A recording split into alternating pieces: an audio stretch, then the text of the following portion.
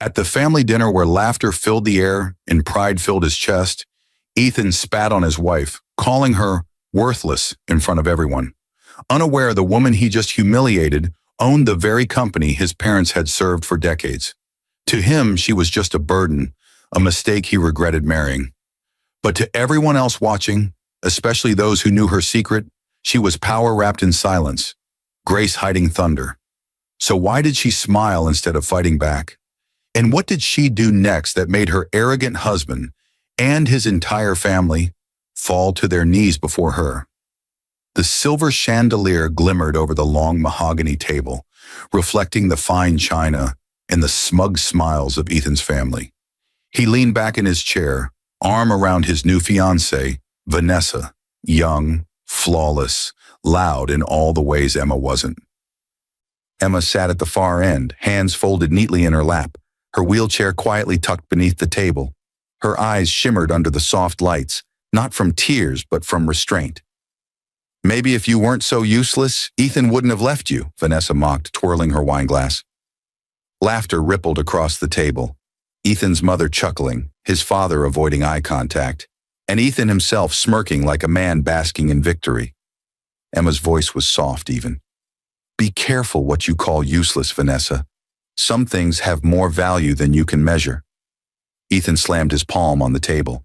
"Value? You've been living off my family for years, Emma. Don't start pretending you matter." And that's when he did it, leaned forward, spat near her plate, and muttered, "You disgust me." The room fell silent. The echo of that humiliation lingered like a stench. Emma didn't flinch. She didn't cry. She simply looked at him, calm and still, as though memorizing his face for the last time. In that moment, her restraint was more terrifying than rage. Her gaze dropped to the ring on her finger. The same ring she'd bought for herself after their wedding, because Ethan couldn't afford one then. He had forgotten those nights in their tiny apartment when she worked double shifts to pay his college tuition. Forgotten how she'd sold her mother's heirloom bracelet to help him start his first business. Back then, he'd called her his miracle. Now, she was his embarrassment. "Excuse me," Emma said softly, wheeling back from the table. "I think I've had enough of charity dinners." As she turned, Vanessa snickered. "Run along, darling." "Don't scratch the floors." The laughter followed her out like hyenas chasing prey. But once outside, under the cool night air, Emma's composure cracked. Her hands trembled as she adjusted her shawl. The pain wasn't from the insult. She was long past being hurt by Ethan's words. It was from the bitter irony that the people mocking her had no idea whose name was printed in gold at the top of their family's paychecks. Coleman Industries, her company, her father's legacy, the same company Ethan's parents had served as senior accountants for 30 years. The same company Ethan had mocked her for not understanding business. Her lips curled into a faint smile. "You really don't know, do you, Ethan?" she whispered. That night when she got home, she willed herself to the massive portrait of her late father hanging in the study.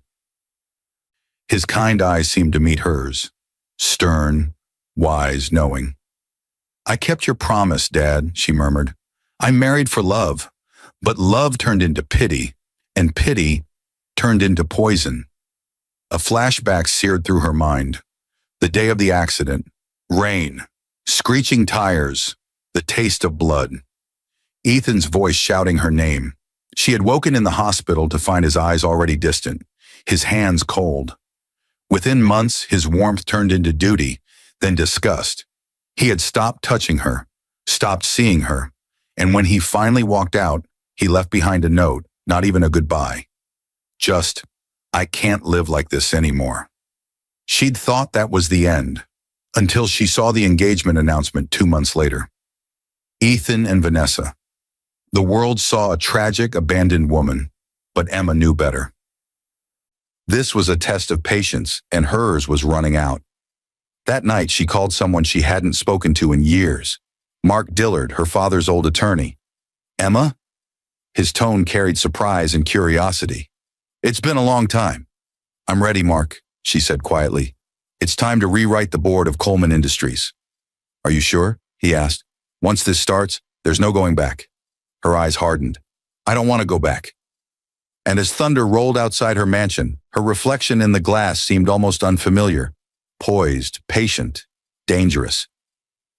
For the first time since her accident, Emma didn't feel broken. She felt powerful. The next morning, sunlight streamed through the tall windows of Emma's study. A soft hum of classical music filled the air as she reviewed the files spread across her desk. Company statements, ownership documents, and signed agreements. Every sheet of paper was a reminder of what Ethan never bothered to learn. He thought she was just a fragile wife trapped in a wheelchair, but she was the silent majority shareholder of Coleman Industries, the billion-dollar empire that kept his family employed and their name respected in the city. Emma pressed a button on her intercom. "Lydia, bring in Mr. Dillard." Moments later, Mark Dillard stepped in, briefcase in hand. His salt and pepper hair and sharp eyes carried decades of loyalty to the Coleman family. "Emma," he said with a low nod, "I've drawn up the necessary documents for the restructuring. Once you sign, you'll have full authority over executive decisions, including employment terminations." Her lips tightened. "Perfect." Mark hesitated. "You're really going to do it?" She looked up, her calm voice hiding the storm underneath. "They spat on me as if I were dust under their shoes, Mark. Ethan mocked me in front of everyone. And the worst part? He doesn't even realize he owes every paycheck, every success, every ounce of that family pride to me." Mark sighed, opening the folder. "Then let's begin." As the pen glided across the pages, Emma felt something shift inside her. Each signature was a line drawn between who she used to be, the quiet wife desperate for love, and who she was becoming, a woman sculpted from betrayal. By the time she finished signing, there was no turning back. "I'll schedule the board meeting for Friday," Mark said, packing up. "Ethan and his parents will be present, correct?" "Oh, they'll be there," Emma replied softly, a faint smile touching her lips. "They just won't know why." Later that day, she rolled her wheelchair out onto the balcony overlooking her sprawling garden. The wind carried the scent of magnolias, her mother's favorite flower. A gentle ache filled her chest as she remembered the life she once dreamed of with Ethan. A house filled with laughter, maybe children, shared sunsets. Flashbacks blurred the edges of her thoughts. Their wedding day, Ethan's teary vows, his hand trembling as he promised, through sickness and health, forever. Forever had lasted 5 years. The phone buzzed beside her, pulling her back to reality. It was a message from her assistant, Lydia. "Lydia, Mrs. Coleman," Mr. Ethan called. "He said he wanted to discuss a business proposal with you personally." Emma's eyes flickered with intrigue.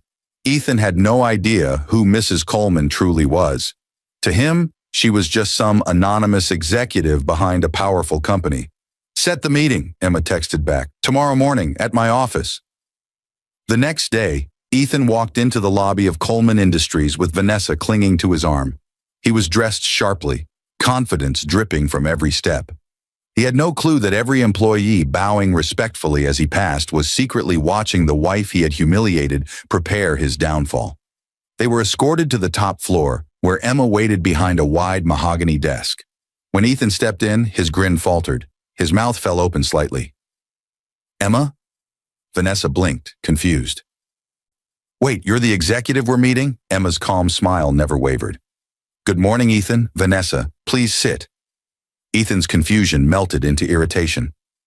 "What the hell is this? I came to meet the CEO." "You are," Emma interrupted softly. Vanessa's face drained of color. You're the CEO?" Emma folded her hands neatly. "Majority owner and chairwoman, actually. You're sitting in my office." Silence crashed between them. Ethan's jaw clenched, his pride twisting into disbelief. "That's impossible," he spat. "You're crippled?" She finished for him. Her tone was steady, unflinching. "Yes, I lost my legs, not my mind." Vanessa's hand slipped from Ethan's arm. Emma's gaze sharpened. "You came here with a business proposal, didn't you? Something about expanding your new construction firm." Ethan tried to recover his composure. "Yes, it's a great opportunity for Coleman Industries to..." "Declined," Emma said flatly. "What?" "I don't do business with people who spit on me," she said, her voice calm but cutting.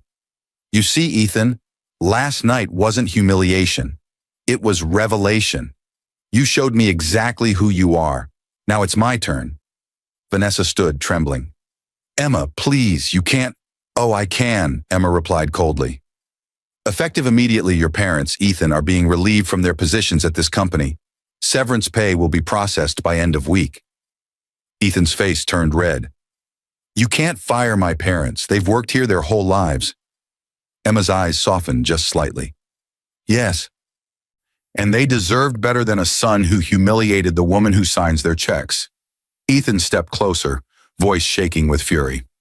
"You think this makes you powerful? You'll regret this." Emma leaned forward, her expression unreadable. "I already did. For years, but not anymore." Security entered at her quiet nod. Vanessa gasped as they escorted the couple out.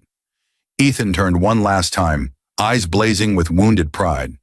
"This isn't over," he hissed. Emma's voice followed him out like silk over steel. "Oh, Ethan, it hasn't even started." When the door closed, Emma exhaled slowly, her pulse racing. Her hands trembled, not from weakness, but from release. For the first time, she wasn't the woman Ethan abandoned. She was the woman he'd never see coming, and this was only the beginning. 2 weeks had passed since that fateful meeting, and word of Ethan's outburst at Coleman Industries spread like wildfire across the city's business circles. What had once been whispered admiration for his ambitious new firm turned into rumors laced with contempt. Emma hadn't even needed to say much. She let the truth circulate on its own. All she did was release a single internal memo through Coleman's PR department. Effective immediately, the Coleman Industries Board has terminated all partnerships with Ethan Parker Construction due to violations of ethical conduct and professional integrity. The memo didn't mention the dinner incident or his betrayal. It didn't need to. In a city built on reputation, silence with a hint of scandal was louder than proof. Ethan's phone buzzed nonstop with angry investors and contractors pulling out of deals. The mansion he'd once paraded Vanessa through started to feel like a trap. "Emma's behind this," Ethan shouted, slamming his phone onto the marble counter. "She's poisoning my reputation," Vanessa flinched. "Ethan, maybe if you just apologize." "Apologize?" he barked, rounding on her. "To her? After everything she's done?" "She owns half this city now," Vanessa whispered. "You said she was weak. You said she'd never fight back." Ethan's jaw tightened. She's bluffing, but he didn't believe his own words anymore. Across town, Emma sat in her home office, eyes fixed on her laptop screen as she watched a live financial report. Ethan's company stock had plummeted 20% in one day. Lydia, her assistant, entered with 2 cups of tea. "You've done it. He's collapsing faster than we thought." Emma didn't smile. "No," she said quietly. "Not yet." Her voice carried no hatred, only precision, like a surgeon cutting through rot. Her father's words echoed in her memory. "Power doesn't scream, Emma. It whispers, and the wise listen." She was done whispering. That evening, she opened a folder marked Vanessa Legal Affairs. Inside were documents detailing how Vanessa had falsified qualifications to gain her previous job at a rival firm. A secret Ethan didn't know. Emma had discovered it years ago, but buried it, back when she believed love mattered more than revenge. Now it was leverage. She drafted an anonymous tip to the firm's HR department, attaching scanned proof. Within 48 hours, Vanessa's name was trending online. Vanessa Moore fired over credential fraud scandal. By Friday, paparazzi had swarmed their home. Ethan's business partners refused to take his calls. Clients withdrew contracts. The empire he'd built on arrogance was rotting beneath him. But still, Emma wasn't satisfied. Revenge wasn't about destruction, it was about lesson. That weekend, she hosted a charity gala under Coleman Industries' name. The city's elite attended, the same people who once mocked her for being the crippled wife. This time she arrived in an elegant silver gown, her wheelchair customized with chrome edges and soft white leather. Cameras flashed. The crowd fell silent as she entered. "Is that her?" someone whispered. "She looks incredible." "Did you hear what she did to Ethan?" Emma smiled graciously, nodding as journalists rushed in. "Mrs. Coleman, is it true you're the sole owner of Coleman Industries now?" "Yes," she replied calmly. "I took over after certain Unethical associations were discovered. It was the perfect bait. An hour later, Ethan arrived uninvited, disheveled and furious. Security tried to stop him, but Emma raised her hand. Let him in. He marched across the ballroom, voice echoing. You think humiliating me makes you better, Emma? You think money fixes your broken legs? Gasps rippled through the crowd. Cameras rolled. Emma's smile didn't fade. No, Ethan, she said softly, her voice steady. Money doesn't fix broken legs, but it does reveal who will stand by you when you can't stand yourself. The room went still. Reporters captured every word. Ethan's expression faltered, rage bleeding into regret. You can't do this here. I'm not doing anything, she interrupted. You're doing it yourself. She gestured lightly to the cameras, the crowd, the phones recording.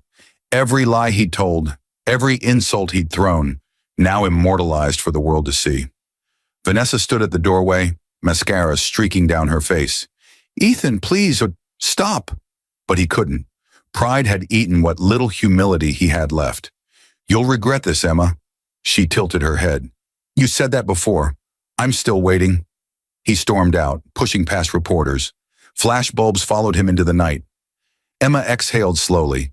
Her hands shook, but not from fear, from release. The moment she had once begged for, his acknowledgement, his apology, no longer mattered. She didn't want his remorse. She wanted peace. As the gala ended, she rolled toward the grand window overlooking the city. Light shimmered across the skyline.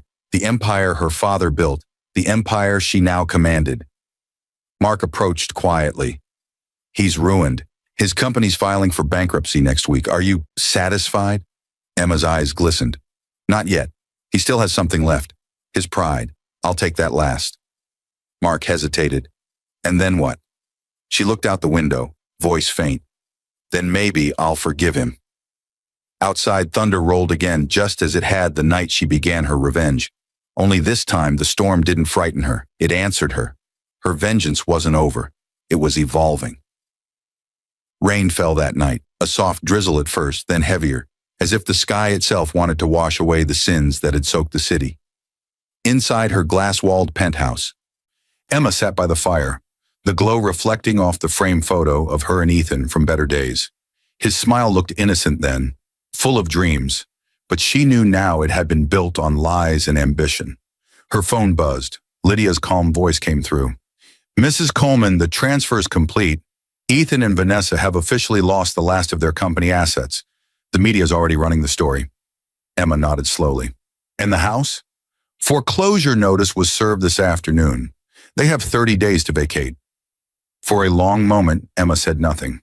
She could almost see it. Ethan pacing the empty mansion, Vanessa sobbing in the corner, both stripped of their wealth and reputation. But this wasn't about material loss. Her revenge had been meticulous, but it was about something deeper. Ethan had left her when she was broken. Now, she had broken everything he thought defined him.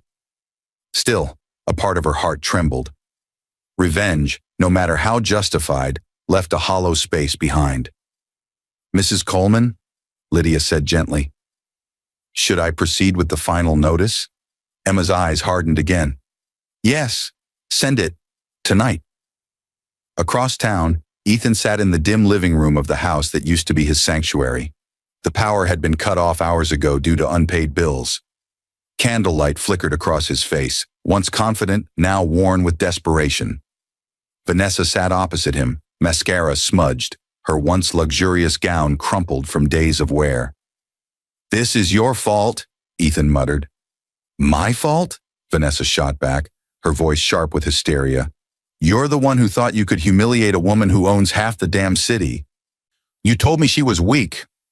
I didn't know, Ethan shouted, slamming his fist on the table. She hid it from me. Vanessa laughed bitterly. Maybe she didn't hide it. Maybe you just never bothered to see her. The silence that followed was heavy, cruel.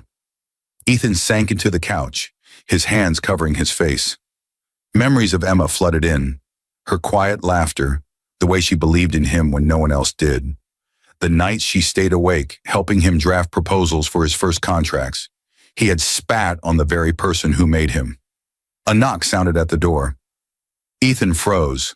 Vanessa hesitated, then opened it, revealing a delivery man holding a white envelope. "From Coleman Industries," he said curtly before leaving. Ethan tore it open.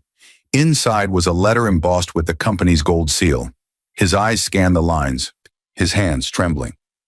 "Dear Mr. Parker, your personal and corporate accounts have been reviewed and found to contain unpaid debts owed to Coleman Industries and affiliated subsidiaries.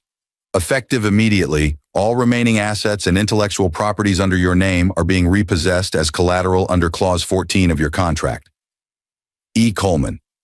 At the bottom was a handwritten note. "Ethan, you taught me that weakness deserves no mercy. I'm only returning the lesson." The paper slipped from his hand. He sank to the floor, eyes wet with something between regret and disbelief. "She's destroyed me," he whispered. Vanessa didn't reply. She simply picked up her purse and walked toward the door. "Where are you going?" Ethan demanded. "To survive," she said coldly. "Something you never taught me to do." The door slammed behind her, leaving him alone with his ghosts. The next morning, the city awoke to headlines that read, "Ethan Parker declared bankrupt. Ex-wife and CEO Emma Coleman gains full control of his holdings." The internet buzzed with commentary. Some called it karma. Others called it poetic justice. But those who knew Emma personally said only one thing: she finally found her peace. Later that day, Emma attended a board meeting. As the directors applauded her for strategic consolidation, she smiled politely, but her mind was elsewhere. When the meeting ended, she asked everyone to leave except Mark. He watched her quietly as she gazed out the window. "It's done," he said softly. "You've avenged everything." Emma turned to him, eyes distant. "Have I? Or have I just built another cage, this time one of victory instead of pity?" Mark hesitated. "You still loved him once. It's normal to feel conflicted." She looked at the reflection of her wheelchair in the glass. "He broke me, Mark, but I'm not angry at him anymore. I'm angry that I let his cruelty define me for so long." "Then maybe forgiveness is your final revenge," he said gently. She smiled faintly. "Maybe." That evening she drove, or rather, had Lydia drive her, to the place where everything began, the small cafe where she and Ethan had met 10 years earlier.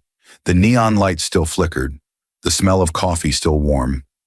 She ordered his favorite drink, black coffee with 2 sugars, and left it on the table across from her. Then she whispered, "Goodbye, Ethan." Outside, the rain had stopped. The city lights shimmered on the wet pavement like diamonds. The next morning, the news reported that Ethan Parker had been found unconscious in his foreclosed home, clutching an old photograph, their wedding picture. He survived, but his mind was shattered, a shell of the man he once was. Emma read the report in silence, then closed the laptop. Mark entered quietly. "Do you want me to release a statement?" She shook her head. "No, let him be. Let silence finish what revenge began." Mark nodded and left. Emma wheeled herself to the balcony, watching the sunrise paint gold across the skyline. For the first time, the world felt quiet. Not empty, just still. Her revenge hadn't healed her, but it had freed her. She whispered to herself, "You spat on me, Ethan, but I rose from the ground you dirtied." And as the morning light touched her face, the powerful woman who had once been a broken wife smiled, not with triumph, but with peace. 5 years later, autumn swept through the city with the soft hush of falling leaves. The skyline had changed. New towers gleamed where old ones once stood, and among them, at the heart of downtown, the tallest bore the name Coleman Foundation for Recovery and Resilience. Emma's foundation had become one of the most respected charitable institutions in the country, dedicated to helping accident survivors, widows, and abandoned women rebuild their lives. Her story had inspired millions, though very few knew the full truth behind it. Inside her office, now filled with light and warmth instead of fire and vengeance, Emma looked out over the city she once ruled with quiet fury. The wheelchair gleamed softly beside her polished oak desk. She didn't use it as often anymore. Physical therapy had restored some of her strength, and she could now walk short distances with braces. Lydia entered with her usual calm smile. "The board meeting's ready, Mrs. Coleman, and there's someone here to see you. An old friend." Emma arched a brow. "An old friend?" The door opened, and Mark Dillard stepped in, holding a small envelope. His hair had gone grayer, but his eyes carried the same warmth. "I found this in the company archives," he said, handing it to her. Emma took the envelope carefully. Inside was an old handwritten letter, sealed and dated years ago, from Ethan. Her breath caught as she unfolded it. "Emma, if you ever read this, it means I've already failed at being the man you believed I could be. I wanted to love you forever, but I was weak. When you were hurt, I saw my reflection in your pain, and I couldn't bear it. Instead of standing by you, I ran. Not because you were broken, but because I was. You didn't deserve the way I left. You didn't deserve any of it. If there's any justice, I hope you find peace, even if I'm not part of it." Ethan and Emma sat in silence, her fingers trembling slightly. For a long time, she said nothing. Then very softly, she whispered, "You were right, Ethan. I did find peace, but only when I stopped needing justice to give it to me." She folded the letter carefully and placed it back into the envelope. "Should I archive it?" Mark asked. "No," she said, smiling faintly. "Burn it. Let it end where it should have." He nodded, understanding. That evening, as the sun dipped below the horizon, Emma stood on her balcony with a cane in hand. The wind played with her hair as she watched the city glow. The empire she had once conquered now humming beneath her feet like a living memory. For years, revenge had been her heartbeat. But now, forgiveness was her peace. She whispered to the fading sky, "Thank you for teaching me that even broken wings can still fly." And as night fell, the lights of the Coleman Foundation shone brighter than ever, a symbol not of vengeance, but of rebirth.